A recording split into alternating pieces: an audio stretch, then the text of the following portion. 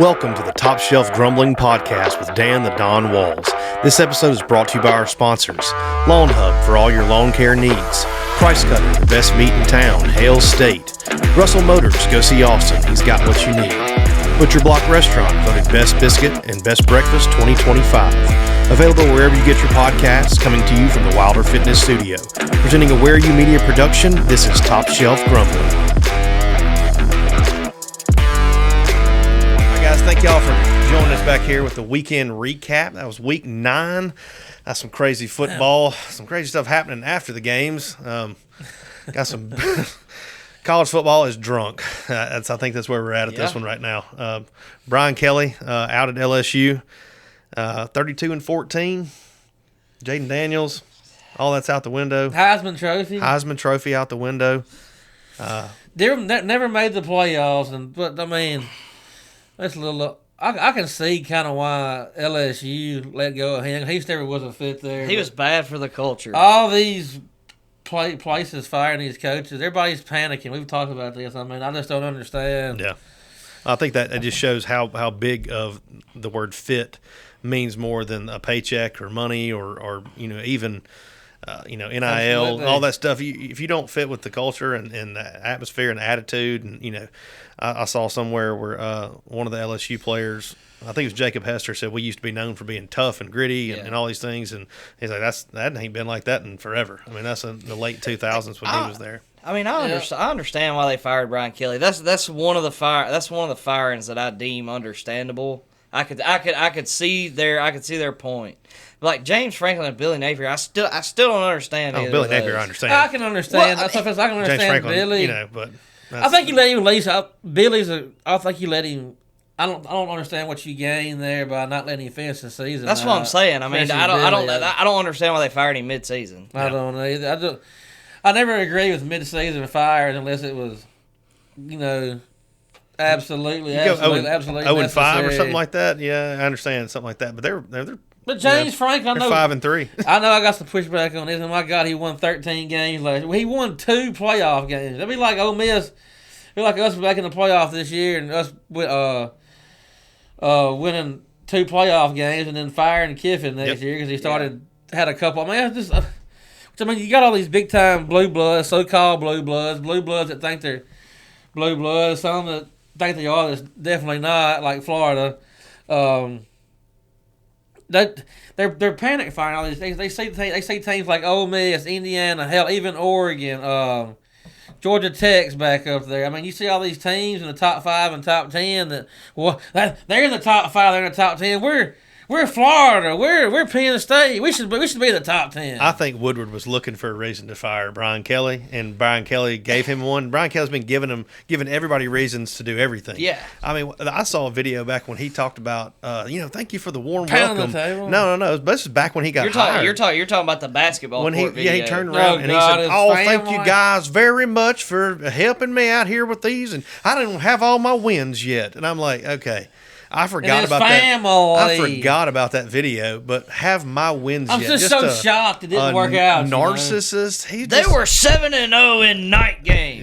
Yeah, 17-1 in night games. That's fine. 17-2. That's what he said in that presser. We're 7-0 in night. He said y'all are spoiled. And then he got fired. That's interesting though. Yeah, you're fired. Get out. Houston Nutt did that too. He said 50 years. It's been 50 years since y'all been to back-to-back cotton balls. 50 years. Yeah. And he got fired too. Y'all are spoiled. Yeah. Well, Brian Kelly fired. Billy Napier out. It seems to think that Lane Kiffin is also going to coach LSU. He's going to coach Florida. He's going to somehow go to Penn State. Ole Miss. In everybody's defense, Lane Kiffin. He's going to be the regional manager of the SEC. The district regional to the manager of the SEC. He is the front running guy that everybody's going to want to go after. We'll pay him $40 million a year, and he'll coach all these different teams. Yeah, he's I've been on record saying I'm not really worried about him going to Florida, but LSU's a different game. LSU is just one of those jobs that, and I think Kiffin would fit at LSU. I really do, and he might not though, but I really think he would. But look at the situation going on down there right now. You got the governor calling the shots. Can you imagine? Kiffin's not one thing. People I think people are overlooking about Kiffin at Ole Miss. we've got our boosters, but like it's not like these other big places. Like Kiffin calls the shots. If you don't like it, then stiff it. Yeah, right. And Kiffin has that. Kiffin knows that too. He has complete and total control at Ole Miss. He's not going to have that. And he's made better. I would say he's made better inroads with Ole Miss fans and with the university. By saying these things like, I don't care about money in my contract. I care about happiness. I care about if it's a good fit and all these things. He's saying all the right things. He can't come out. He don't want to give up his leverage, because he's an intelligent person, but. All these folks clamoring for him just to say, sign the extension in the middle of the year. He's nobody does that. Nobody does that. I don't know why people think, well, Kiffin, he could just end it right now. Yeah. And I mean, he could, but I mean, why would precedent? Nobody does that. That's what I'm saying. I mean, he could. Not Kiffin, not anybody. The precedent was Signetti, signing that deal in the middle of his season. It's a whole different ball game. But that's a completely different ball game. He's 64 game. years old. He's not looking to move anywhere. Signetti's not looking to move anywhere. Yeah. Lane Kiffin's not looking to move anywhere. I don't think he is. I'm talking about like when you're 65 years old, you got a good thing going. Yeah. You have to be a total moron to even look at anything. You get older and tired, and hey, got to go start over somewhere else again, and move your whole family again, and do all those things. It's not just about. Everybody thinks it's like a video game, like you just bloop, and then now he's down in Florida, and he's no, it's a whole thing, man. And you got resources and stuff to help with that stuff, but like Kiffin, too, I really don't think Kiffin's going anywhere he's not going to be at Ole Miss forever. He's going to eventually leave and go. I think an NFL job, the Alabama or somewhere. I would say either Alabama or the NFL in the next 5 or 6 years, if he stays. If he stays this year, and I don't know, maybe he may not. Like Catfish said, maybe he just stays forever. You never know. That could be a possibility. I really don't think he's going to go anywhere. Like, you tell me he's going to tell his son, I'm like, we're leaving, we're going. You're the starting quarterback, I know, but I just don't think. I mean, that's not the end all be all. I know. I just don't think he's not going to go anywhere for the next few years. That's just my opinion. I think if he does have those conversations with his kids and with Layla and all the situation, you have to have the conversation. I understand that you have to have the conversation. You have to say, hey, what do you guys and then like I said. I really don't know. I don't know. I don't think he's going, but I don't know. One thing I think is going to help us, I hope, and I think that we're going to be still playing football well into December. Yeah. Nobody's going to wait that long. I think that's really the focus. If it stays on football and we just keep winning, all this stuff will go away in a couple of weeks because, like I said, LSU can't. They're already still negotiating with Brian Kelly, trying to figure out how his money is going to be done.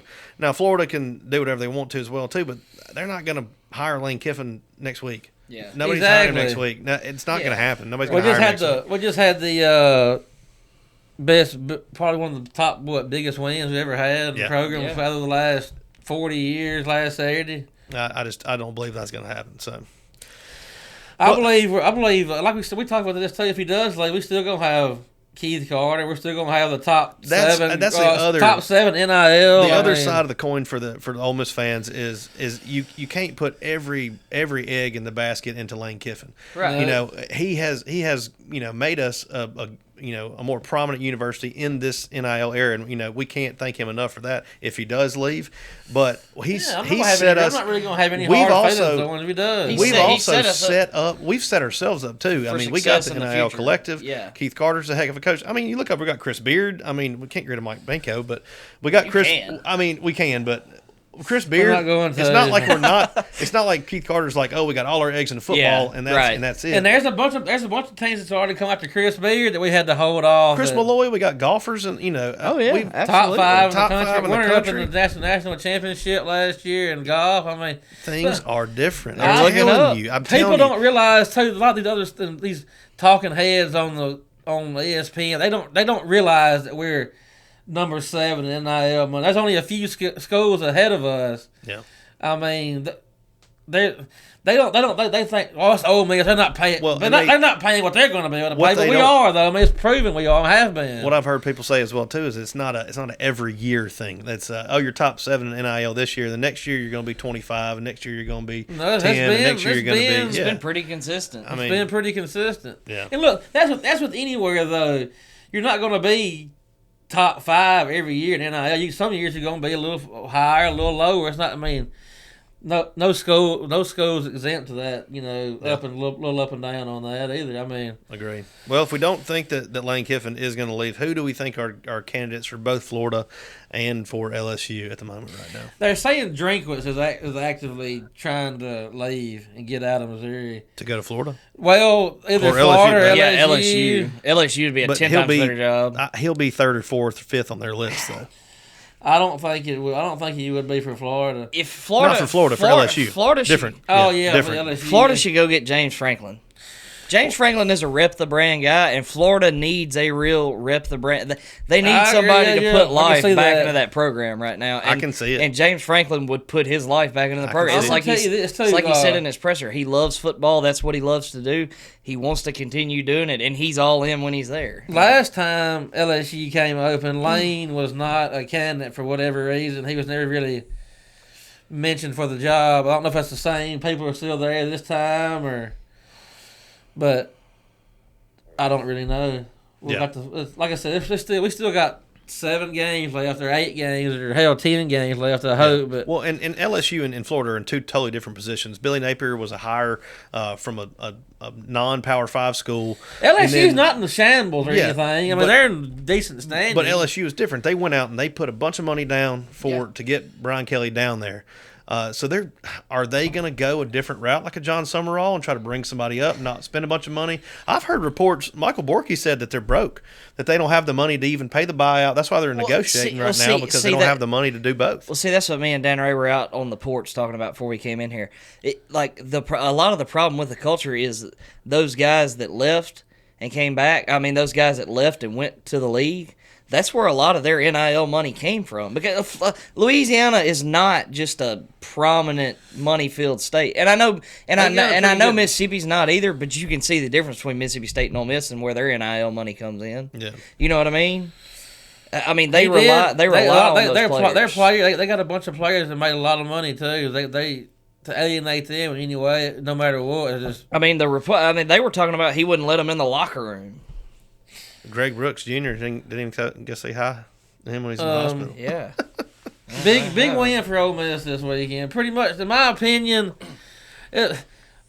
we can still have one more loss. At the end of the day, I don't give a damn what nobody says. I'll die on this hill. A 10-2 SEC team is not being left out of the playoffs. I don't give a damn what nobody. Unless we were losing to Citadel.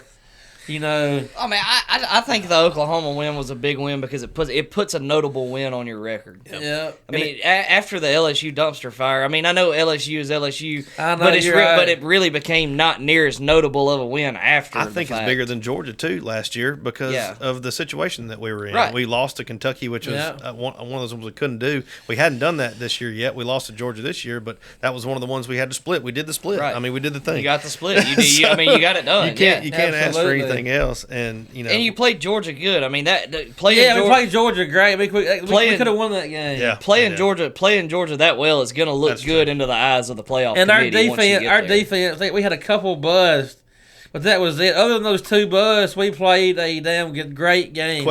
Question: if Georgia and Ole Miss played on a neutral site tomorrow, who would be favored? It would be Georgia by 3 or 2 or 3 or 4. I think it would be 2. Wouldn't be that much. That's why I think it'd be 3. Absolutely not. They were 4 or 5, were they 5 points or 5.5? No, they were 8-point favorites. It ended up being it was not 8. Georgia? It was 8 points. Georgia was Okay. 8-point I favorites. thought it was 5.5. No, that was Oklahoma. For a long time, it was 6 or 7. Then before the game, went to 7.5, 8. I think it was actually 7.5 or 8. Mute point. Then they would be favored. They'd be favored. Yeah, but I mean, it wouldn't be by much. Hadn't we showed a little bit more in the last 2 games than they probably thought we had? The odds makers, I think they might give us another point. They might give us a few more. I think on a neutral site. Yeah. And I mean, I really think that Kirby did a lot of scouting and just had our number that game. Yeah. I mean, last year we were 1 or 2 points. Their offense was good. I can't remember if we were favored by 1 or 2, or they were favored by 1 or 2 in Oxford last year. Well, I mean, they picked on Sage Ryan, which everybody does. I can't remember what it was either. And then they just wore our defensive line down. I don't want you to say that person's name anymore. Who are you talking about? What's his name? What? I don't know who that is. Sir Producer is an avid. Gushikin's my favorite guy now. Yeah. Or Gushikin. I don't know his name. Big win for Ole Miss got a big game this coming. We finally got a SEC night game. This is the first SEC. 6 o'clock. Lock the dang vault out, guys. This is the first SEC night game we've had in 2 years in Oxford. Believe it or not. Me and the Don will be there. Will Sir Producer be there? Sir Producer will be in New Orleans, actually. Oh, so wow. y'all go knock it out. I'm gonna go down there and ruffle up some feathers on the LSU. You're folks. beat. I'm beat. Yeah, you're not gonna come out of that. I'll be well. watching the game at the Wrong Iron in Mid City in New Orleans. If you started the fire Brian Kelly chant, I mean everybody would probably join in even after they fired him. Actually, I'm probably just gonna make a bunch of friends with LSU fans before it's over with. Yeah. We're like, we both hate Brian Kelly. And they're like, I kind of like Lane Kiffin. I don't really care. I'm not. He's like, here's the thing: is I love Lane Kiffin. I think he's a great coach, Right. but I don't think that if he leaves the University of Mississippi that everything is going to crash and burn, and like there's no we didn't make any infrastructure or anything that's like staying power. We can go get we will command a hell of a damn coach to come in here. We could go get James Franklin. Oh yeah. Like so that's what I'm saying. I don't know if I'd want James Franklin. I don't want him either. I don't want him either. I'd rather have John Summerall. I'd rather have Summerall all day long. I like that attitude. I still want that. Well, even if we can't have Lane Kiffin yelling at players on the sideline, I'd like to have somebody with some gumption. Let's move towards the other side of the state. Yeah. Boy. There is it. Can you officially call it a dumpster fire now? No. It's not a dumpster fire. State could very easily have three more wins on their schedule. I've been taking it. Lebby he's done a damn good job this year. Now they've let a couple heartbreakers get away from. Cursed, man. I get that, man. They were so much improved from last year. So much improved from last year. It's not even close. They are, but if you look when Lane Kiffin became really successful, Lane Kiffin became more of a game manager and handed his playbook off to Charlie Wise. It's hard to do. I know, but Lebby is trying to play head coach and offensive coordinator at the same time, and it seems like when they get late into the games, he can't manage it. No, he can't manage it. Like at the same time, you had 38 points, and your defense can't hold a 38-14 lead in the fourth I agree, quarter. but part of that is making sure, like they had a special teams. Part of being a head coach is going over there before the game. I mean, before the play, and say, hey, guys, let's do our jobs. Like, let's be in the right position instead of just. There's a reason I'm sitting over here looking at my playbook, wondering why my quarterback just got sacked on fourth down again, and I'm mad about it. Yeah. Instead of making sure that our special teams is doing what they're supposed to be doing. There's a reason all these good coaches give up. State fan. That's why. There's a reason why all these good coaches give up the play calling eventually. Yeah. You got to. You can't. Well, you can't. You guys go so far as like Brian Kelly, where you're just every time something happens, you put the mic down and you go, "What the happened?" And then you put it back up, and then that's it. Then you don't go and have a conversation about he just goes and reams somebody. You done something. Yeah, what's going on? Yeah. And I mean, obviously, Blake Shapen is not the problem. Yeah. A lot of state fans are ready the state fans are ready to bench him in favor of a guy who's thrown like 3 career passes. The Shapen has the same problem Lebby has. When the moment gets too big, he can't manage. He had a great 4 touchdowns last season. I agree. He's played good enough to win in 3 big games this year, and that could be the difference. It's just when it comes down to the end, it's like you said, he ain't the best in the world either. But I mean, he's not. Well, and everybody's. It's a And the defense hadn't been just terrible. You just gotta. They don't know how to win. It's a symptom of college football these days too. People are clamoring for Mario Taylor to come in because what have you done for me lately? He made one flashy play. He made a flashy play. He's awesome. He's man. the truth now. He's the truth, and he may very well be. He might be. Yeah. The only reason I'm so grumbled give him a shot. I'd give him a shot at this point. The only reason I'm so grumbled about State is because the last 2 weeks. I'm not gonna say they should have won because they weren't favored, but they should have won. I mean, they should have. They should have won last week for sure. They were in a position to win both weeks, and I took them both weeks. Yep. I mean, I went with them last week too. We're gamblers. That's what we are. I mean, Texas, but I pushed on that. Yeah, I mean, we're gamblers. That's what we are. I was happy for the push. Let me tell you. On paper, though, State is supposed to beat Tennessee and Texas. I don't care what Vegas says. All their odds as a better team on the football field. State was better than Florida, and State was better than Texas. I don't think they got more athletes. They don't have near the athletes Texas does. But no, but to me, the Florida and Texas is 2 different deals. Yeah, they could have easily won Florida, but that game was a close ass game the whole time. Could have gone either way. You're up 38-14 at home on somebody in the fourth quarter, and you can't. You got people over here on Facebook saying, "I'm so excited about this win we're about to have." Oh, they were man. What the hell? Man. You never do. I don't give a damn if you're Ole Miss fan. Don't early call it. Don't State fan, Ole Miss fan, Bama. If I'm giving a damn what fan you are, don't tweet or text or Facebook about the game being a win till after the. It's absolutely cost $0 to wait till after the game's over with. Y'all get a tickle out of this. I'm in a group message with a bunch of my friends from Tupelo, and there's one State fan in the entire group message. Well, he's had a hellacious season, obviously, but he in that group message, apparently after Florida and everybody was wanting Kamario Taylor to come in, Blake Shapen said keep that same energy. Well, they were up 38-14 or whatever, and he spammed the group message with keep that same energy. No, like said it like 9 times in a row. I said nothing. Okay. I said nothing until after the game, and I texted in there. I said, "Wow." He said, "I'm punching you in your face when I see you." There you go. That's what you get. That's what you get. And who State got next? I don't even know. I don't know. I think it's Arkansas. Hopefully a bye week. It's at Arkansas Saturday. And look, they got 4 wins. And I still think they could upset Ole Miss or who they got left. Missouri. Missouri at home. Missouri's kind of reeling a little bit with injuries. Yeah, Bo Pribby went down. They've got to be, if they want to have a shot though to go to a bowl game, they've got to beat Arkansas Saturday to get that 5th win. Mm-hmm. It's at Arkansas. Historically, for whatever reason, the State has always been terrible playing in Arkansas. I don't know why. Mississippi State's got one of the better defenses this year, though. I wouldn't go that damn far. They got a much improved defense. Bad take. I don't think it's a bad take. Hell, they're just as good as Ole Miss. We're not very good either. They're effective, but I mean, Texas scored on the first play. That's what I said. Looked like Ricky Williams running down the sideline, 75 yards. And Texas ain't scored on nobody. It ain't scored on nobody. And coverage burst on the first play. Yeah. Anybody? Let's see. You got anything else? I don't know. I don't think we do. Big game Saturday in Oxford. Can't wait. Finally a night game. Gonna be good. Pat got to be loud. Game. Big game. I might have to go to the damn game this time. I do want to grumble about the Chili Fest in Tupelo. Oh, here we go. I wasn't there, but that was hot garbage. Robbed, guys. We got somebody, one of the competitors, one of the people were giving out teams gave out they were giving out store-bought chili. Yeah, somebody had store-bought chili. I ain't gonna name names. Chili Magic. Don't name names. Not naming any names. Chili Magic. Somebody has some Chili Magic, I think. Some folks were giving out other food just to get a vote. I'm telling you what, we stood on business. This shit's rigged. We stood on business on our chili. We had a smoked brisket chili, about 30 hours. I never got to try any of, by the way. So we had a single barrel wood from a Buffalo Trace barrel that we used to smoke the brisket.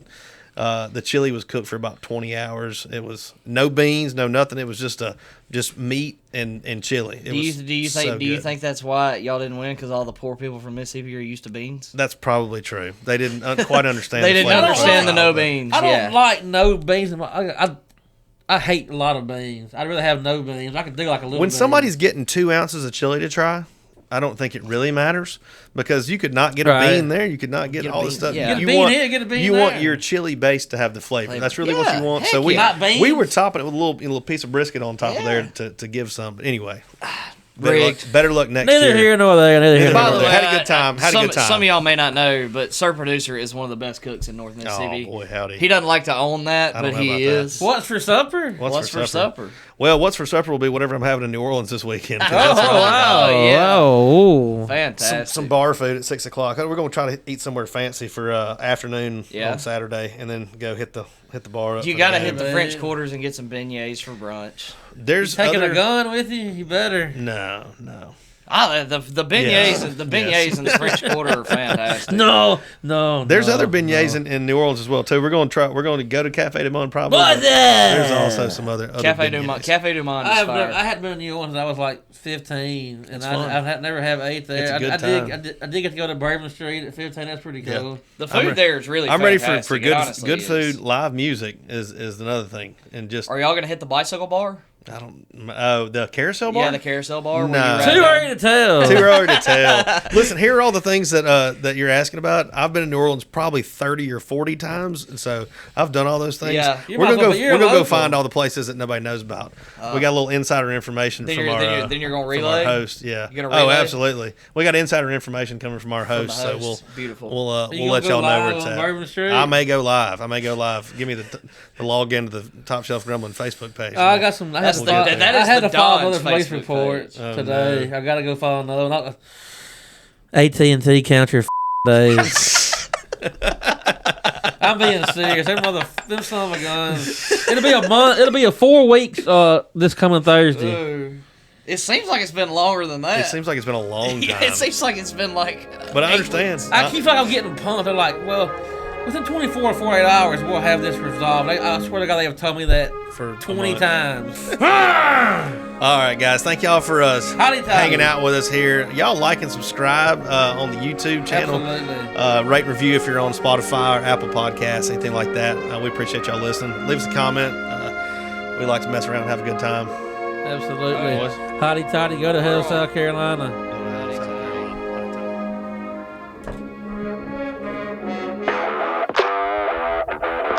This has been a Where You Media production. You can find us anywhere you get your podcast. If you're watching on YouTube, please like, share, and subscribe. Leave us a comment. What's your cinema?